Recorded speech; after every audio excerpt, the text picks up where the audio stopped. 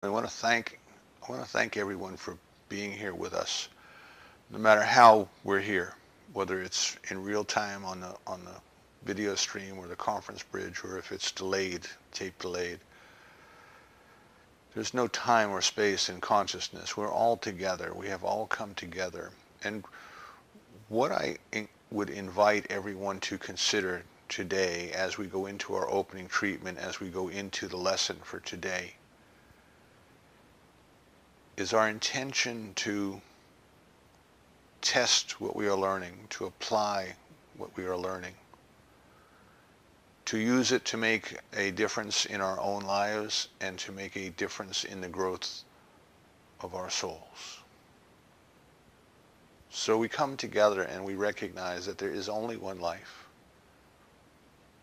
It is called by many different names in many different cultures. For lack of a better term, we call it God. But we recognize the word God is not an entity. It is a pointer, a signpost.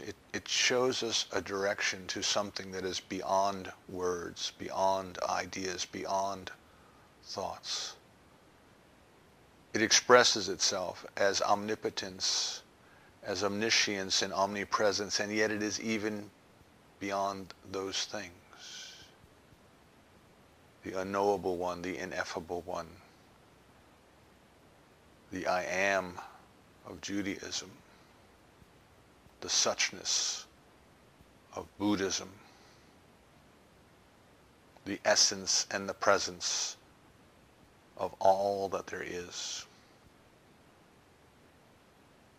And this magnificent something creates. It creates by an act of intention and direction. It speaks its word. It says, let there be. And when it speaks its word, something responds to that word. Something acts upon the intention of God. And that something knows what to do and does whatever needs to be done to bring into creation, to bring into expression the perfect outpicturing, the evolution of the involution, the Word of God. That perfect love has created each and every one of us out of itself so that it might experience itself in every way possible. Our uniqueness, our individualization is our gift to God. The very life that we have is God's gift to us. And since we are created out of it in its image and in its likeness, that power that responds when God says, let it be, responds to us as well. Within our own consciousness, we find the keys to the kingdom. The gifts have already been given. It is up to us to receive.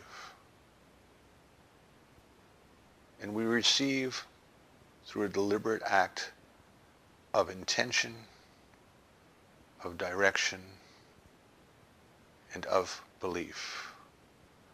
So it is our intention today, coming together today, to open our hearts and open our consciousness to a greater desire to use that which we know, to apply the theory that we have been studying, to get the feedback that we need to tell us how to become more effective and how to become more efficient.